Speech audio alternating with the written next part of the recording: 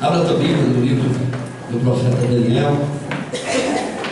Daniel, capítulo de número 6. Glória a Deus. Daniel, capítulo de número 6. Deixa eu ler esse texto e pedir que o Senhor nos fale aos nossos corações. Glória a Deus. Louvado seja o Senhor. Amém, irmãos? Amém. Tem alguém procurando? Tem alguém procurando? Coisa de Gênesis, Êxodo, Levítico, Número, Deuteronômio, Josué, Juízes, Ruth, Samuel, Reis, Crônicas, Esdras, Neemias, Esther, Salmos, Provérbios, Eclesiastes, Cantares, Isaías, Jeremias, Lamentações, Ezequiel, Daniel. É para ajudar. Eu sei que tem gente que diz assim: pastor, ajuda quando você faz aquilo. Já me falaram isso aí. Tá bom? Mas só para te ajudar. Daniel, antes de Oséias e antes de Joel. Capítulo 6 do livro do profeta Daniel diz assim, a partir do primeiro versículo, quero ler somente possivelmente 3 versículos, depois a gente vai saltar para o versículo 10 e depois para o versículo de número 25. Eu gostaria que você me acompanhasse, não lesse na frente, tá bom? Diz assim: e pareceu bem a Dário constituir sobre o reino a 120 presidentes que estivessem sobre todo o reino, e sobre eles 3 príncipes, dos quais Daniel era um, aos quais esses presidentes dessem conta, para que o rei não sofresse dano. Então, o mesmo Daniel se distinguiu desses príncipes e presidentes, porque nele havia um espírito excelente, e o rei pensava constituí-lo sobre todo o reino. Versículo 10. Daniel, pois, quando soube que a escritura estava assinada, entrou em sua casa, e 3 vezes por dia, durante o dia, se punha de joelhos a orar, e dava graças diante do seu Deus, como também antes costumava fazer. Versículo de número 25. Então o rei Dário escreveu a todos os povos, nações e gente de diferentes línguas que moram em toda a terra: a paz vos seja multiplicada.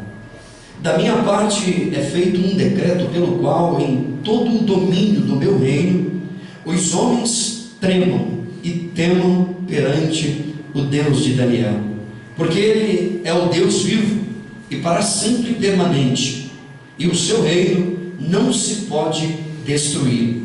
O seu domínio é até o fim. Ele livra, ele salva, e ele opera sinais e maravilhas no céu e também na terra. Ele livrou a Daniel do poder dos leões. Só até aqui, basta, irmão. Glória a Deus. Queridos, hoje eu quero falar um pouquinho, vou tentar ser breve, daquilo que Deus colocou no meu coração.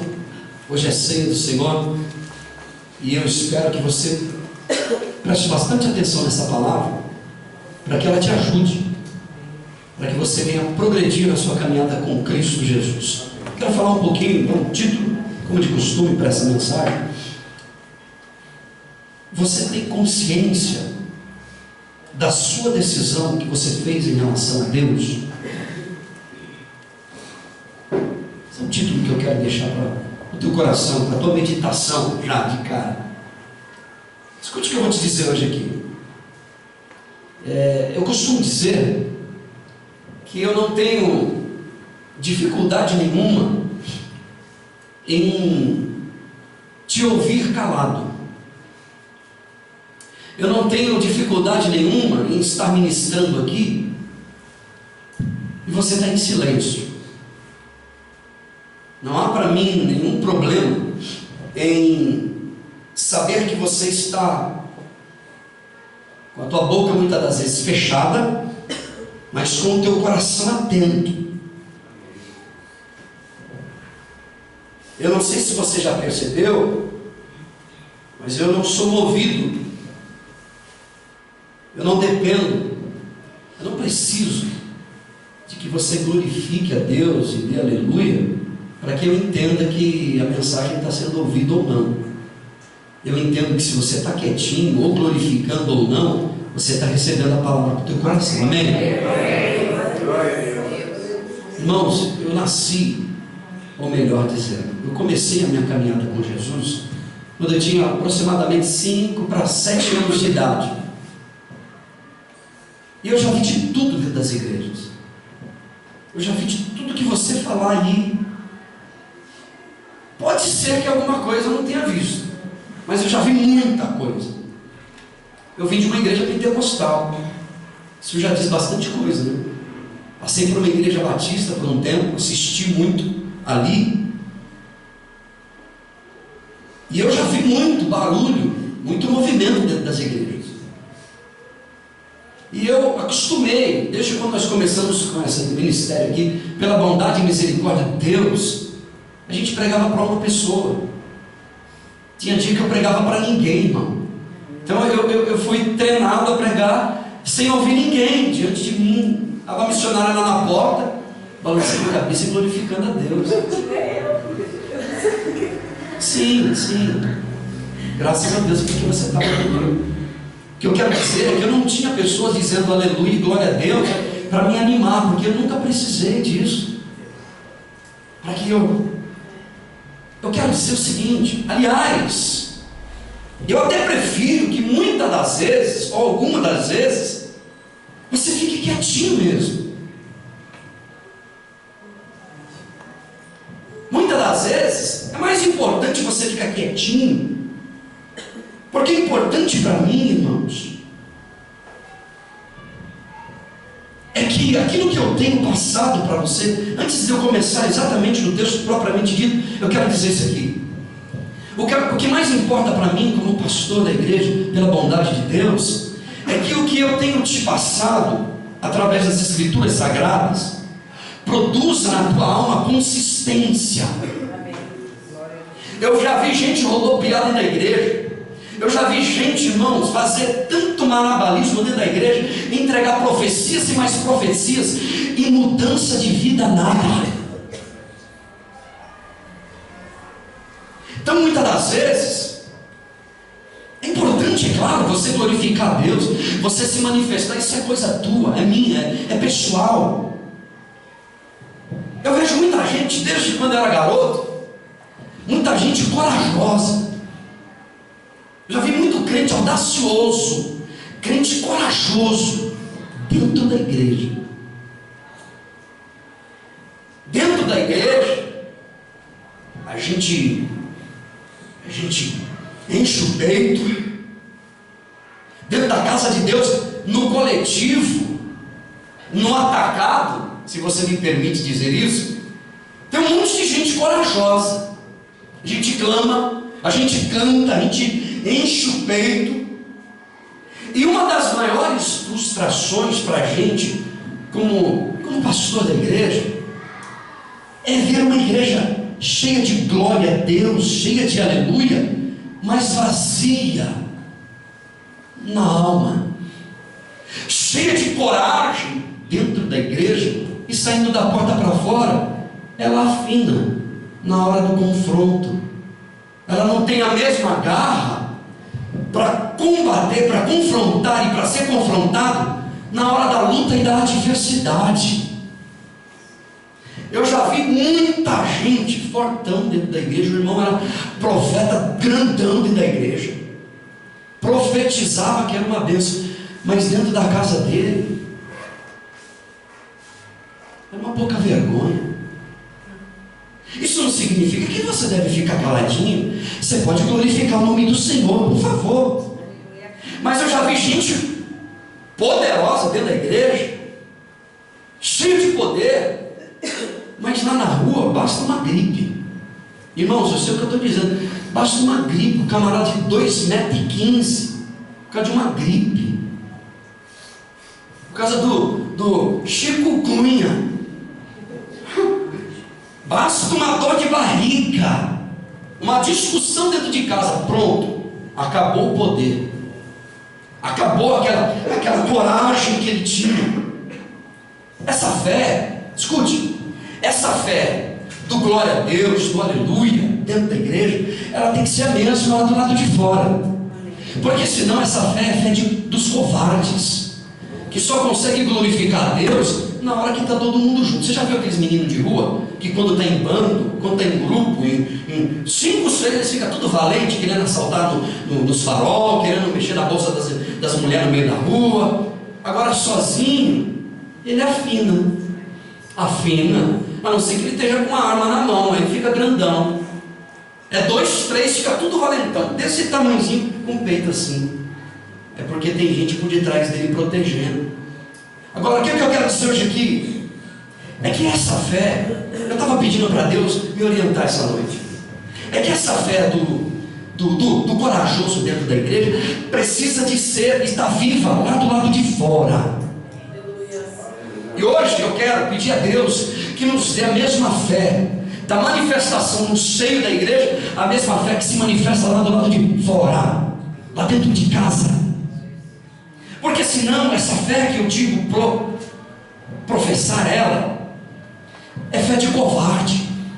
Você se lembra que lá no Egito os capangas do faraó tinham fé até para transformar pedaço de pau em cobra, fé para fazer milagre, mas eram homens que não tinham coragem de confrontar a vida e de enfrentar a realidade da vida.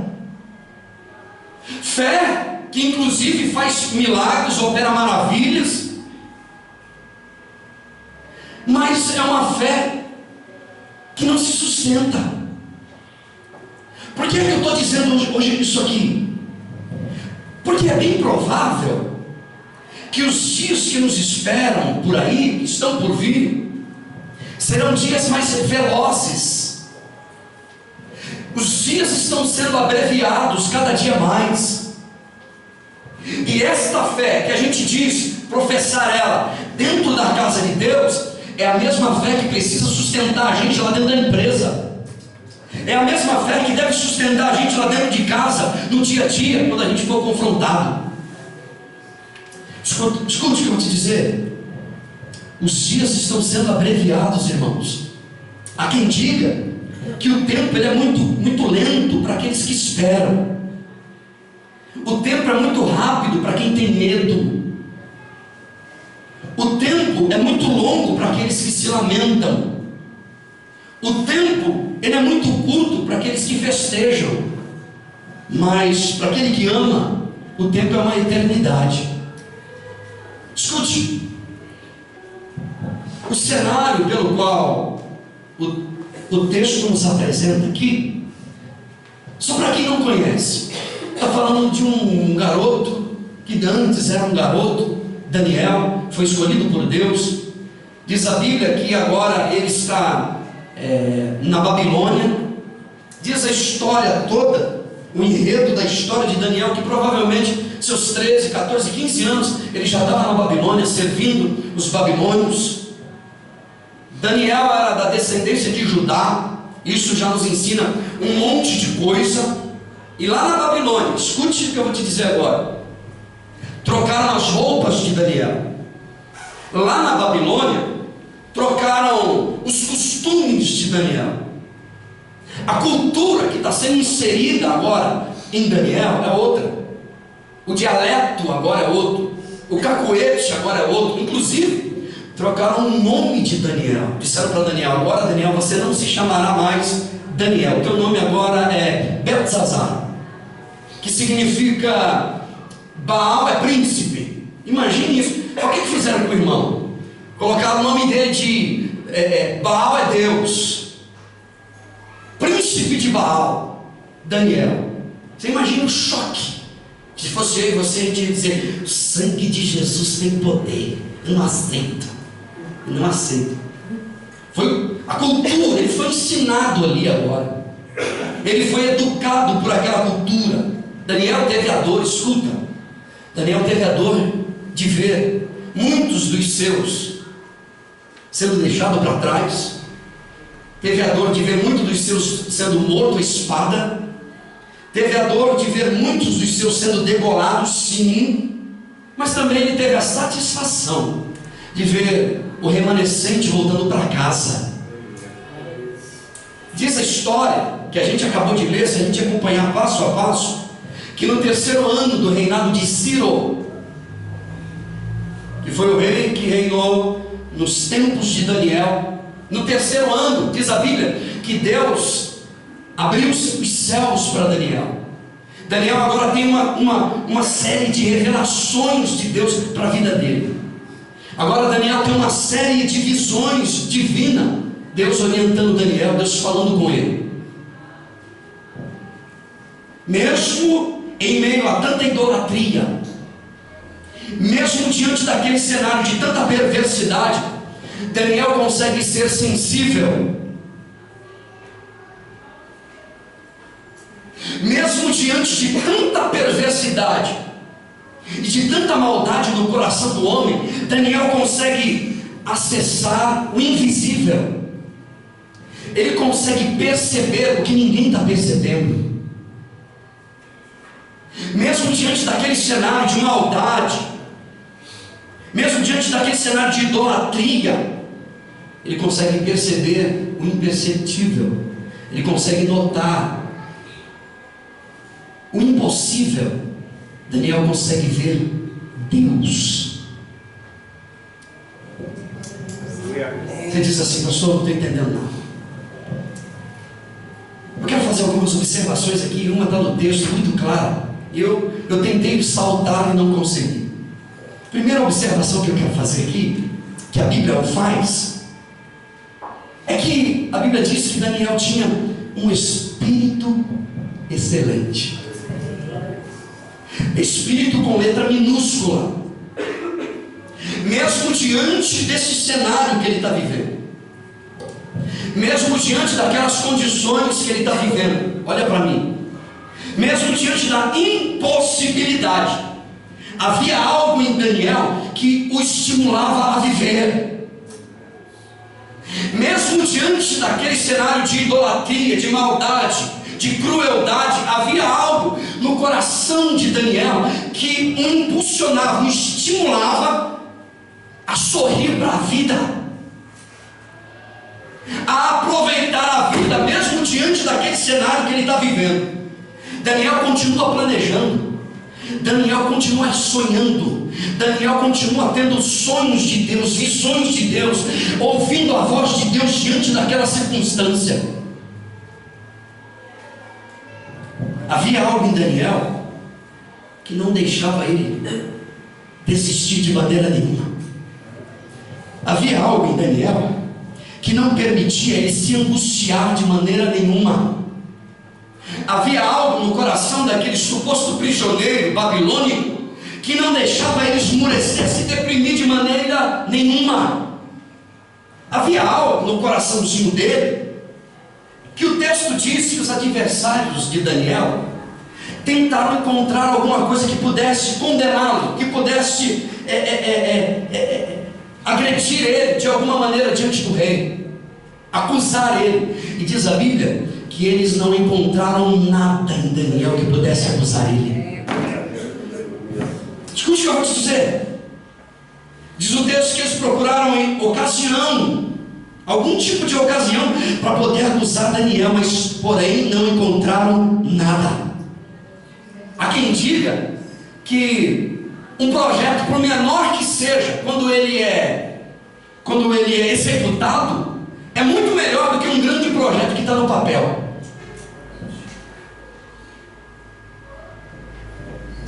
Um pequeno projeto que saiu do papel é muito mais nobre do que aquele que está no papel há muitos anos e a gente não consegue fazer nada. Provavelmente Daniel, ele sabia da perseguição. Provavelmente Daniel sabia da conspiração. E ainda assim, diz a Bíblia, que Daniel continuava vivendo uma vida com excelência. Mesmo diante daquele cenário, para Daniel viver é um privilégio.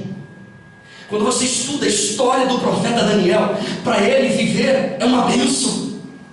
Para ele, viver é um dom de Deus e ele aproveita da melhor maneira possível, mesmo vivendo a vida que ele está vivendo longe de casa, distante dos seus. Permita-me eu lhe fazer uma pergunta nessa noite. Você está aproveitando a vida que Deus te deu, mesmo diante desse cenário? Como é que você está aproveitando a tua vida? Deixa eu te fazer uma pergunta em nome de Jesus. Quanto tempo por dia você sorri? Durante o dia, quanto tempo você gasta para sorrir? Sabe o que eu tenho aprendido? É que na vida a gente precisa aprender a cruzar as pernas. A gente precisa aprender a assoviar.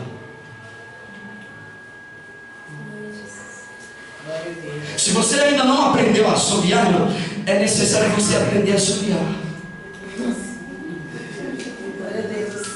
Eu me lembro que quando eu trabalhava numa empresa aí, eu sempre gostei de assoviar, eu ficava assoviando. Tinha uma pessoa que falava assim: odeio, ele não para de assoviar um minuto. Eu me lembro de um irmão, ele era da congregação. Tudo que você ia falar com ele na empresa, ele estava lá assim. Na minha casa, irmão. Eu falei: esse irmão pensa que a vida é brincadeira, irmão, você fica assoviando. Aí você ia falar com ele. Aí teve um dia que Deus falou comigo e eu entendi: é isso aí, ó. É isso aí. O cerco está pegando fogo e o camarada está assoviando. O que Jesus disse? Olhe para as aves do céu. É necessário aprender a assoviar. É necessário aprender a cruzar as pernas e descansar nossa vida na mão de Deus e entregar na mão dele. Deixa eu te dizer isso aqui.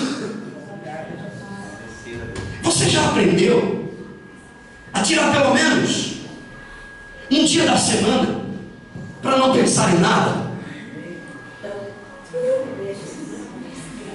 Principalmente você, irmã, que as irmãs dizem assim, as irmãs têm um drive mega, assim, os irmãos têm um... É verdade, não nada. Coitadas, ô irmã. As irmãs pensam tanto, tudo ficando doente, irmão. Vocês sabem que é verdade. Vocês sabem, é tanta preocupação, irmão. E tem irmão aqui que eu tenho certeza que ele fica 6 dias sem pensar em nada, em um ele pensa no churrasco. Eu acho que a galera, eu conheço os irmãos. Tem essa capacidade que você tem, sabe, de descansar a mente, dormir em paz, descansar tranquilo e saber que a nossa vida, mesmo diante desse cenário, Deus está velando por ela, cuidando dela para a gente. É necessário você aprender a assoviar, irmão, senão a tua vida vai azedar. Aleluia. Eu conheço gente azeda. Sabe o que nós como igreja precisamos de um espírito excelente. Nós precisamos de alimentar a nossa alma com tudo que há de bom, irmão. Apesar desse cenário que você está vivendo, minha irmã, eu tenho uma palavra para você nesta noite. Apesar desse cenário que você está vivendo, Deus quer que você seja muito feliz, minha irmã. Aleluia! Deus quer que você seja muito, mas muito feliz. Então deixa eu te dar um conselho: sorria. É Jesus. Assovia. Você sabia que o sorriso clareia a vida? O sorriso ilumina as estradas. O sorriso embranquece a nossa caminhada, aquece o relacionamento. Irmão, conversar com gente bicuda não dá. Aliás, o nosso desafio não é nem sorrir lá fora, é sorrir dentro de casa. Eu conheço os irmãos que eles são brincalhão, eles riem na rua, parecem uns palhaços, mas quando dentro de casa parece que atravessa uma membrana, assim, atravessou um campo de magnético, ele parece um palhaço, poderia pendurar um nariz dele, todo bobão lá com os amigos lá do lado de fora. Quando pisa dentro de casa, o espírito do bico encarna, não consegue sorrir, não consegue se divertir. A gente precisa, como crente, precisa aprender a brincar. Olha o que eu estou falando aqui, irmão. A gente precisa voltar a ser criança. Momentos na vida da gente que a gente precisa precisa aprender a não pensar em nada. Lembra daquela música? Viver a vida e sem pensar em nada, pelo menos um dia. Eu estava conversando com um dos nossos irmãos aqui e dizendo que Deus fez pelo menos um dia para a gente, pelo menos um dia para não pensar em nada. Apaga tudo, desliga tudo, desliga tudo. Eu não quero pensar em nada. Aí tem irmã que diz assim: mais ainda, irmã, mais ainda, mais ainda. Porque tem irmão que não pensa em nada. Mas tem irmã que pensa demais, irmã. Eu tenho uma palavra para você, minha irmã. É melhor você aprender a subiar. É melhor você aprender a levantar de manhã cantando, louvando a Deus, glorificando a Deus, porque Deus vai honrar a tua vida. O que eu quero dizer nessa noite? É necessário a gente mesmo, diante desse cenário que a gente está vivendo, a gente não glorifica a Deus só aqui, a gente honra a Deus só aqui. A gente honrar a Deus lá do lado de fora, continuar a nossa vida, planejando a nossa vida, porque quem planeja está sonhando, quem sonha está imaginando, quem está imaginando continua planejando, e quem está planejando é porque acredita que Deus vai fazer alguma coisa. Não deixe o diabo roubar a tua alegria, minha querida. Deus tem poder para te abençoar nesse cenário que você está vivendo. Escuta, mudaram as roupas de Daniel, mudaram até certo ponto os costumes de Daniel, até certo ponto, mudaram a cultura que foi inserida no coração, na vida de Daniel, mudaram o nome de Daniel. Daniel agora se chama Príncipe de Baal, mas não conseguiram mudar Daniel, quem ele era na sua essência. O que eu quero dizer? Não deixa que essa luta, que essa tribulação arranque o que há de mais belo na tua vida, que é a alegria de poder viver bem, viver em família. Daniel continua servindo a Deus com excelência. Daniel continua clamando a Deus, e orando e buscando a Deus, e vivendo a vida com excelência. Irmãos, eu estava falando com Deus, pedindo: Deus, o que acontece? Sabe o que a gente está precisando, irmão? A gente precisa de mais coragem. Coragem, não aqui no coletivo, mas coragem quando você estiver sozinha, sozinho, lá no hospital. Essa fé que te sustenta aqui tem que te sustentar lá dentro também, lá na rua, na vida. Você tem que entender que o diabo quer roubar a tua alegria, o diabo quer tirar você do caminho de Deus, quer colocar angústia na tua alma, tristeza no teu coração, mas você precisa de entender que Deus, Ele te fará perseverante, te fará triunfar no meio dessa luta e dessa adversidade. Eu vou repetir isso aqui: Deus te fará triunfar, Deus te fará vencer no meio dessa dificuldade. Ainda ontem eu vi um testemunho muito bonito de um irmão que estava passando uma tribulação, uma dificuldade, e disse assim: pastor, eu dobrei o meu joelho dentro da empresa, pastor. Falei: tem que ter coragem para fazer isso. Tem ou não tem? Tem que ter coragem. Perguntaram: o que você está fazendo? Eu estou orando por mim, pela tua vida e para essa empresa. Irmãos, Deus honra quem é corajoso, homem e mulher corajosa. É preciso coragem, irmão. Você precisa de fazer aquilo que você acha que não tem capacidade de fazer. Não tenho chamado, pastor, não é para mim. Quem disse que não é? Tem muito projeto parado. Talvez é um projeto pequeno ou grande, que precisa de sair do papel, e Deus está contando com você, meu irmão. Você precisa de aprender a fazer aquilo que você nunca fez, ou que acha que não tem capacidade de fazer. Sabe o que? Eu vou repetir: você precisa aprender a cruzar as pernas. No dia da luta e da adversidade, respirar mais fundo e começar a assoviar. Tenta fazer isso. Não é para zombar do outro quando ele está falando, porque eu já vi muito isso. Quando a mulher está falando, aí vira um inferno dentro de casa. Não é isso. Eu estou dizendo, diante dos confrontos da vida, é preciso a gente ter coragem para começar a falar mais de coisa boa. Porque coisa boa é que é boa para se falar. Falar de coisa boa produz coisa boa na vida da gente muitas das vezes.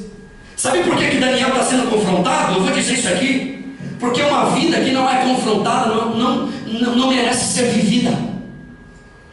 Deus queria trabalhar na vida de Daniel, e através da vida dele, Deus queria revelar os seus sonhos para aquela nação.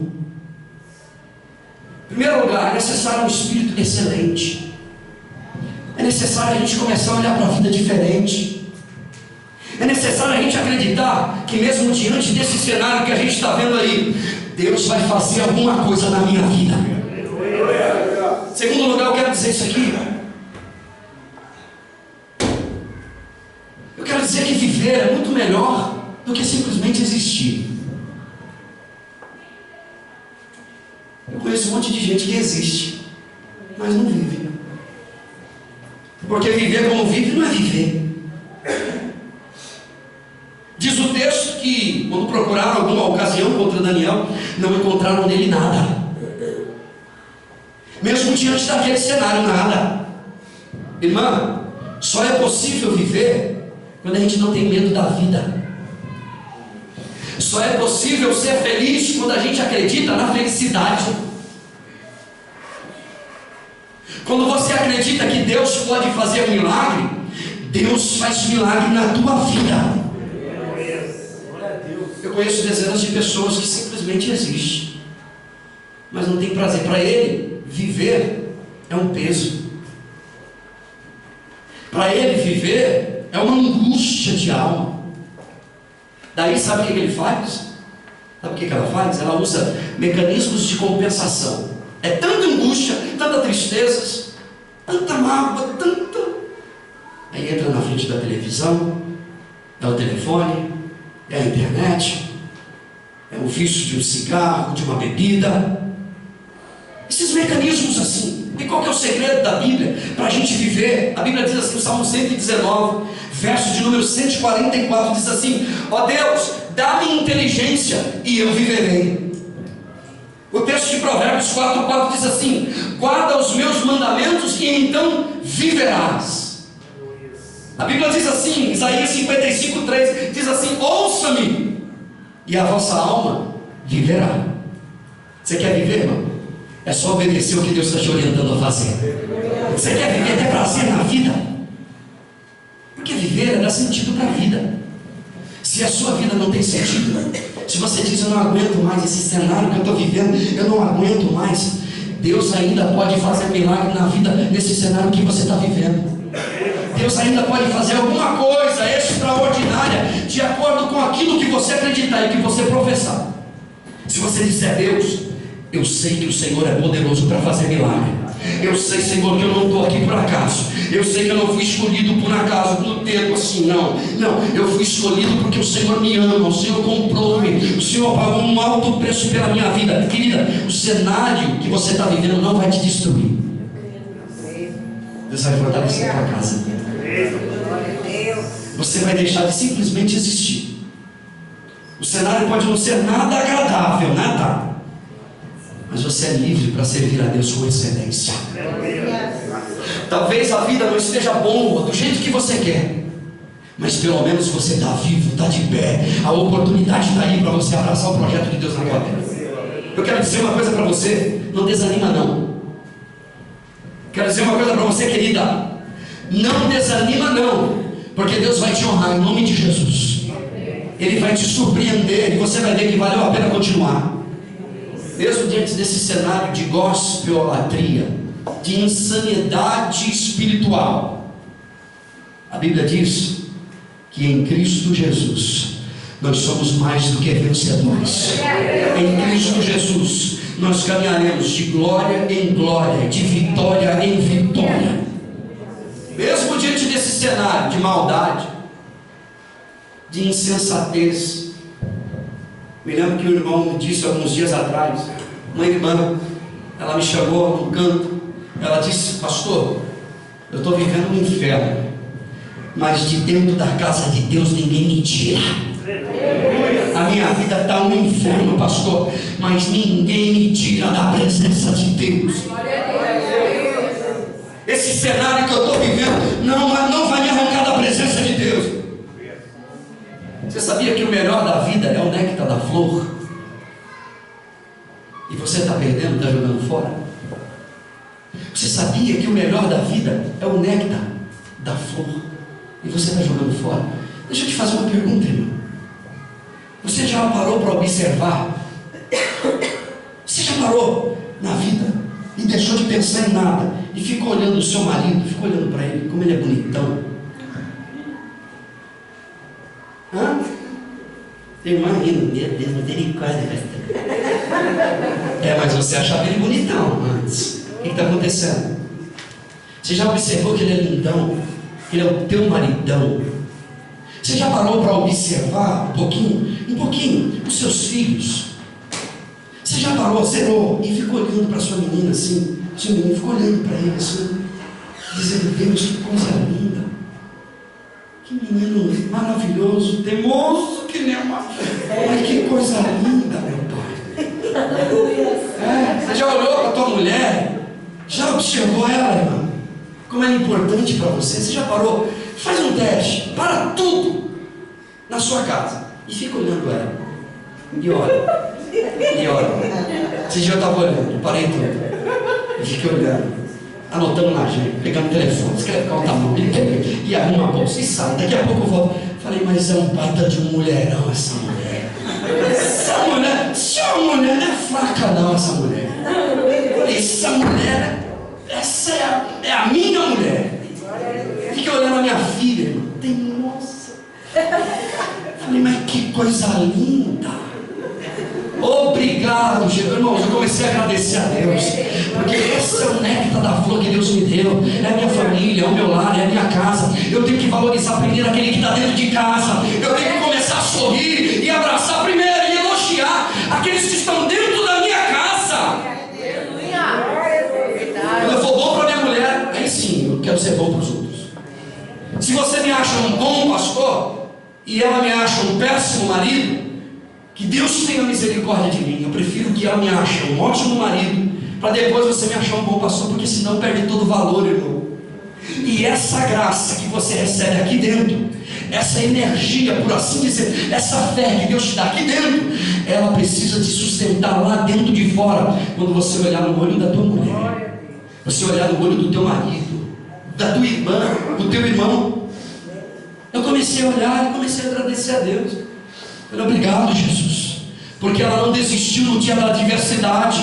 Obrigado, Jesus, porque ela não abandonou, ela não jogou tudo para o alto no dia da tribulação, e nós vencemos juntos, Senhor. Obrigado. Obrigado pelo mulherão que o Senhor me deu, pela minha filhona que o Senhor me deu. O texto diz que naquele cenário de Daniel, 3 vezes por dia, dobrava o joelho dele no chão e dizia, penso eu: Deus, obrigado, Senhor. Obrigado, Senhor. Obrigado, Senhor. Ele orava 3 vezes por dia. Sabe por quê, irmão? Porque viver longe de Deus não é viver, é só existir só. Viver longe da presença de Deus, irmão, é só pressão, é só dificuldade, mais dificuldade, a gente vai perder na vida, a gente não tem mais prazer de viver. Eu quero dizer uma coisa, irmão, ainda é tempo de você deixar de simplesmente existir e começar a viver a vida que Deus tem para você. Deus tem o melhor para você, mas longe de Deus não tente e não dá. Jesus disse: sem mim nada podeis fazer. A Bíblia diz no livro de Jó: se Deus não fizer, quem é que vai fazer? Quem? O patrão vai te dar aumento? Você vai fazer uma faculdade, aí você vai viver. Você está enganado. Eu conheço assim de gente que não é funcionário, ele é patrão. Está quase colocando a corda no pescoço, está pedindo ajuda. Por favor, vem orar aqui. Pelo amor de Deus, vem orar aqui. Eu não consegui ir para a igreja, o Senhor vem aqui ajudar a gente.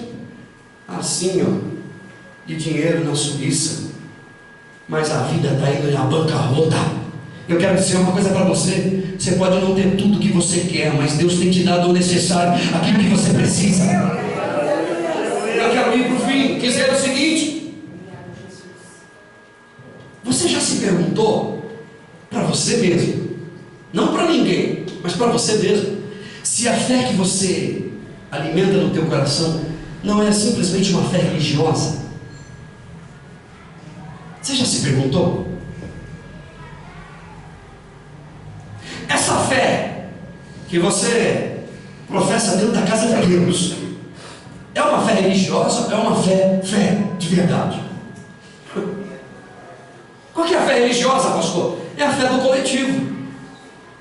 Do coletivo, a gente dá as mãos aqui, todo mundo pisa na cabeça do diabo, expulsa o demônio, sai demônio, desgraçado, eu ordeno. A gente dá ordem no mundo espiritual, fica todo mundo corajoso. Mas lá do lado de fora, sozinho, no volante do carro, diante da empresa, do patrão, do marido, diante do ladrão, diante do diabo, no coletivo, nós somos corajosos, irmão. É ou não é? Pede para o irmão aqui para a gente levantar uma oração, todo mundo aqui, que te pega na mão, treme todinho assim, aleluia. Fica todo mundo corajoso. Todo mundo corajoso. Mas e lá amanhã, segunda-feira? Essa fé vai te sustentar amanhã, na segunda-feira? Porque aqui dentro da igreja, essa fé, a gente expulsa demônio, a gente dá glória, glória, enche a boca, bota o bocote, glória a Deus, aleluia. A gente crê, quando o irmão canta assim, chega a suar, irmã, assim, calor e o ventilador, pastor, é muito poder, lá fora está frio, e aqui dentro está quente, não está nada, irmão, está um frio terrível, está quente, está frio, mas quando sai do lado de fora, quando chega a conta para pagar, irmão, basta uma gripe, irmã, esquece o cunha, é o cunha do Chico, pronto, irmão, é pessimista, tem uma bolinha parecendo, ai meu Deus, será que é câncer? Será que fizeram algum trabalho de voodoo para mim? Será? Irmão, a mente é venenosa, não consegue pensar em coisas lindas e maravilhosas. Que Deus tenha misericórdia de nós e nos ajude a viver em paz.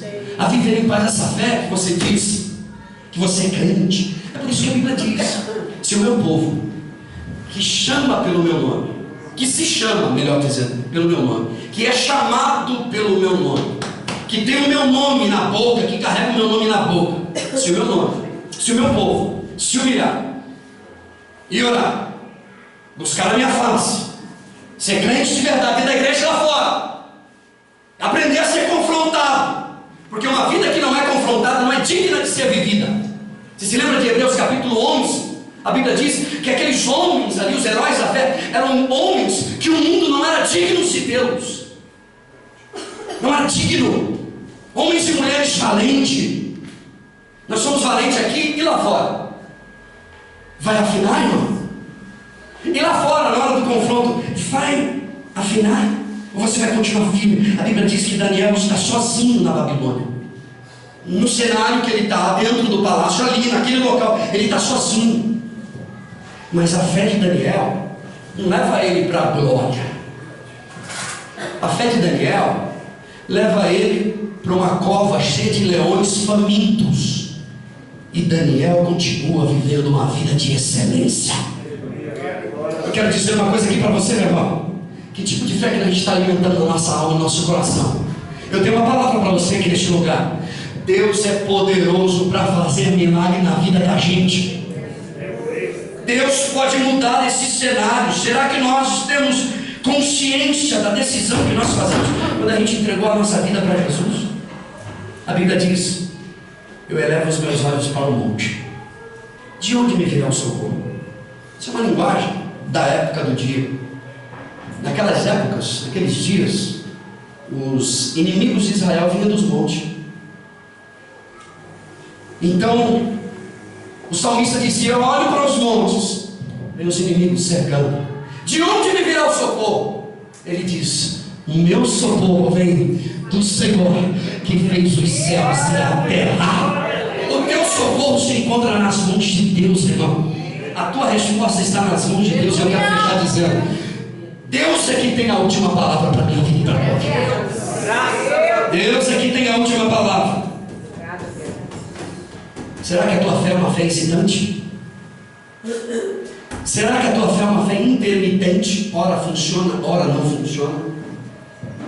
Será que de fato a gente crê em Deus de verdade ou não? A Bíblia diz em Hebreus capítulo 10: o meu justo pela fé ele viverá. É pela fé. Você só vai continuar e conseguir vencer se for pela fé. Nunca desista dessa caminhada com Deus.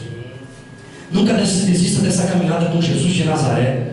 Porque se ele ainda não fez, ele vai fazer para a glória de Deus. Se Se algo ainda não aconteceu, Deus vai fazer acontecer para a glória de Deus. É necessário uma fé sólida. Fique de pé, por favor.